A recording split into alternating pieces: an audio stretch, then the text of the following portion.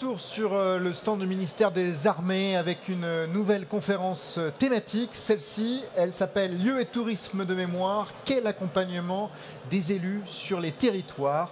Vaste question, et j'ai envie de dire, on va y répondre en détail, bien évidemment, avec nos deux interlocuteurs présents sur ce stand du ministère des Armées, en l'occurrence Maxime Blachon, adjoint au chef de pôle mémoire de Pierre au sein de la direction de la mémoire, de la culture et des archives au ministère des Armées. Bonjour à vous. Bonjour. Et à vos côtés, Mathilde Bernardet, chargée d'études, direction de la mémoire, de la culture et des archives au sein du ministère des Armées. Donc, bonjour à vous également. Une première question très simple. C'est quoi le tourisme de mémoire? Lequel des deux veut se prêter au jeu de la réponse? En tant que chargée d'études tourisme de mémoire, je vais peut-être répondre. Allez-y. Le tourisme de mémoire, c'est une forme de tourisme assez spécifique qui consiste à mettre en avant un lieu ou un site, un patrimoine mémoriel, historique, d'un lieu qui a été marqué par un événement en lien avec un conflit guerrier. Ça peut être un cimetière militaire, ça peut être un ancien champ de bataille, un musée, un centre d'interprétation. Et généralement, ça concerne plutôt les conflits contemporains, c'est-à-dire les conflits entre 1870 et aujourd'hui. Quelles collectivités peuvent être concernées si on rentre dans le très concret? En fin de compte, il y a très peu de collectivités qui ne sont pas concernées parce que sur le territoire de la collectivité, vous allez retrouver, dans le cas des communes, des cimetières militaires, français ou étrangers, on y reviendra. Vous allez retrouver au niveau des départements des musées qui peuvent être départementaux. Et puis, pour chaque commune, les 36 000 communes, un petit peu moins je crois maintenant, systématiquement vous allez trouver un monument aux morts qui constitue la base, le socle de l'empreinte mémorielle sur un territoire. Alors une question importante, quelle entité se charge de la gestion du patrimoine mémoriel au sein du ministère des Armées? Alors il s'agit de la direction, comme vous l'avez dit tout à l'heure, direction de la mémoire, de la culture et des archives du ministère des Armées. C'est une direction qui est divisée en deux sous-directions, une qui se charge essentiellement des patrimoines culturels et une autre qui travaille sur la question mémorielle avec l'entretien des bâtiments et du patrimoine mémoriel de manière générale. Ça, c'est notre bureau, avec également toute la question des cérémonies et toute la question pédagogique, le lien avec les scolaires et comment faire découvrir cette histoire à de nouvelles générations. Ça, c'est la présentation. Maintenant, si on s'intéresse à comment ça se traduit très concrètement, quel est le rôle du ministère et comment on prend contact avec lui, justement? Le ministère des Armées est responsable de par la loi des sépultures de guerre en France, qu'elles soient françaises ou étrangères d'ailleurs. Donc à partir de ce moment-là, il est responsable, quoi qu'il arrive, de toute problématique liée aux sépultures de guerre, que ce soit leur entretien, que ce soit leur valorisation. Et ça, c'est un patrimoine qui est extrêmement important pour le ministère des Armées. Pour les sites français, c'est l'Office national des combattants et des victimes de guerre qui entretient pour le compte du ministère ce patrimoine. Pour le cas des sépultures étrangères, là, on délègue, entre guillemets, par convention internationale à différents organismes allemands, britanniques, enfin du Commonwealth, américains, etc. Et donc pour les musées, l'État et le ministère des Armées, à travers la direction de la mémoire, de la culture et des archives, peut aussi accompagner les musées, les centres d'interprétation pour leur rénovation ou pour leur création à travers les projets partenariats territoires. Alors je suis élu et il y en a un certain nombre ici même pendant ces 3 jours. Comment je fais pour inscrire les lieux de mon territoire dans les parcours de tourisme de mémoire ? Alors il y a évidemment plusieurs échelles. La première, c'est l'échelle locale, celle de l'office de tourisme. Ça peut être aussi une échelle départementale, régionale. Mais au sein de la DMCA, on anime également un réseau des musées et mémoriaux des conflits contemporains qui a actuellement presque 150 membres dans toute la France. Et ce réseau, en fait, on l'anime, on apporte des outils professionnels pour que ces musées puissent se structurer, se développer. Et on leur donne également une visibilité à l'occasion des événements organisés par le ministère des Armées ou auxquels le ministère participe. Et Maxime Blachon, comment on se tient au courant de l'actualité mémorielle ? Alors l'actualité mémorielle, elle est définie déjà au niveau ministériel avec les grandes dates, les grandes commémorations chaque année. C'est un premier point.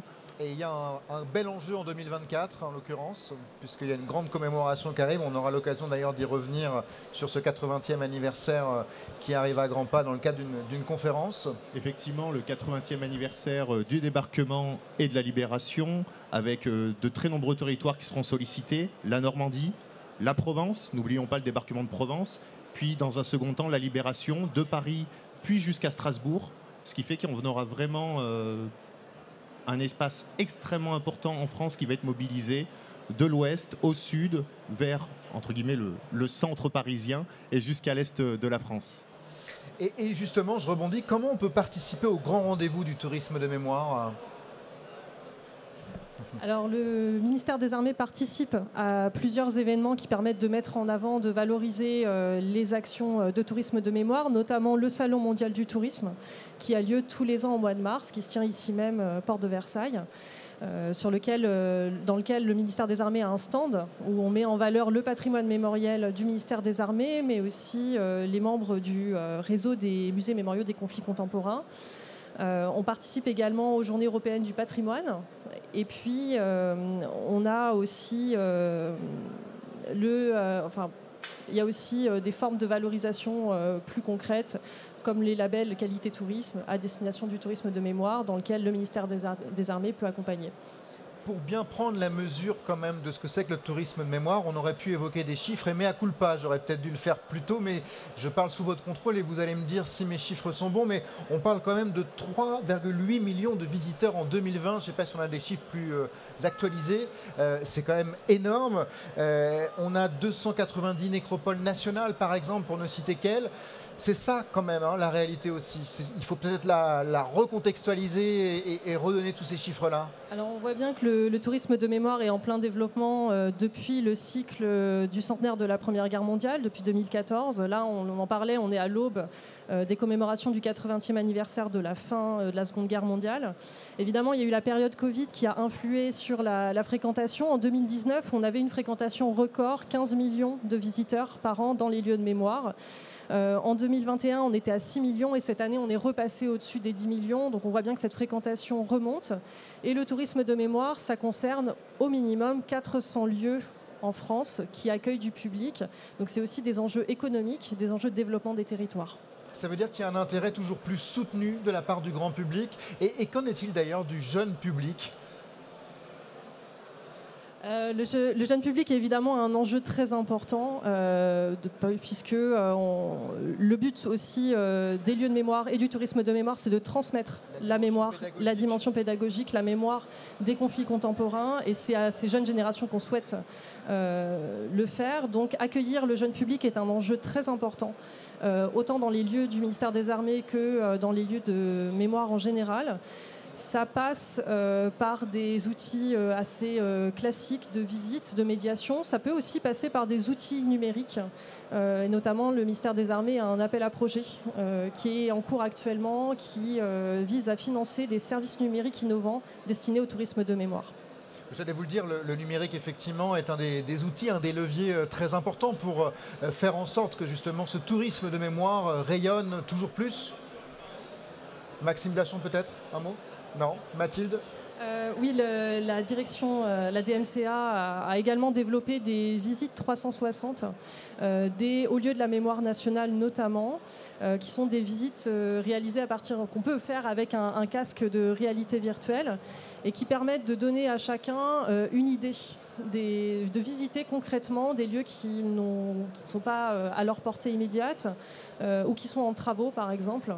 Donc le numérique est aussi un aspect important dans la valorisation de ces sites. Effectivement, le numérique est un aspect extrêmement important, mais il ne faudrait pas oublier qu'il y a des lieux de mémoire absolument partout sur le territoire, et je veux le rappeler, 290 nécropoles nationales, essentiellement dans le nord et dans l'est de la France. Historiquement, ça se justifie. Mais également 10 hauts lieux de la mémoire nationale qui sont présents sur l'ensemble du territoire, plus de 1000 cimetières britanniques de partout sur le territoire, 200 cimetières allemands, 2000 carrés militaires dans des cimetières communaux. Donc c'est vraiment, mine de rien, une proportion très importante de collectivités qui sont concernées. Et à partir de là, certes, parfois, on a certains sites qui ne sont pas disponibles, mais il est possible d'en aller voir d'autres, et surtout au plus près d'où habitent les gens. C'est ça aussi qui fait la force du tourisme de mémoire. On revient à un ancrage très local et tant mieux parce que j'allais me remettre avec ce rôle de composition d'élu que je ne suis pas mais que j'aimerais être pour vous poser une question sur la partie financement. Je m'explique, pour des travaux, pour un soutien à des projets culturels, comment procéder en clair, comment j'entreprends telle ou telle démarche? Pour mode d'emploi, on a envie de savoir. Effectivement. Alors, puisque vous parlez de mode d'emploi, j'en profite. Le ministère des Armées édite une brochure, lieu de mémoire mode d'emploi, sur lequel on revient sur toutes ces questions d'ordre financier. Et l'ensemble des élus, si vous voulez cette plaquette, n'hésitez pas à la prendre. C'est le premier point. Et le deuxième point, elle est disponible en ligne. Et sur la question financière, de manière plus précise, le ministère des Armées met un point d'honneur, et j'insiste dessus, à financer des projets mémoriels qui nous aident soit à réhabiliter, comme vous le dites, le patrimoine en France, soit à mettre en place une offre muséale conséquente lorsqu'elle n'existe pas. Et donc on a des financements, toujours de manière minoritaire, mais tout de même des financements qui peuvent aller jusqu'à 20-25% du montant total du projet. Ce qui est conséquent. Ce qui est extrêmement important, il faut dire les choses. Avec parfois des aides qui sont en centaines de milliers d'euros, soit pour aider donc à reprendre ce patrimoine mémoriel, soit pour aider à constituer, à renouveler une offre muséale à travers des projets partenariat territoire. Merci à tous les deux d'avoir été là, ici, sur ce stand du ministère des Armées pour l'une de ces conférences thématiques proposées au fil de ces 3 jours. En l'occurrence, on a donc évoqué les lieux et le tourisme de mémoire. Merci à vous, Maxime Blachon et Mathilde Bernardet. Et on se retrouve sur ce stand pour une nouvelle conférence thématique d'ici quelques minutes.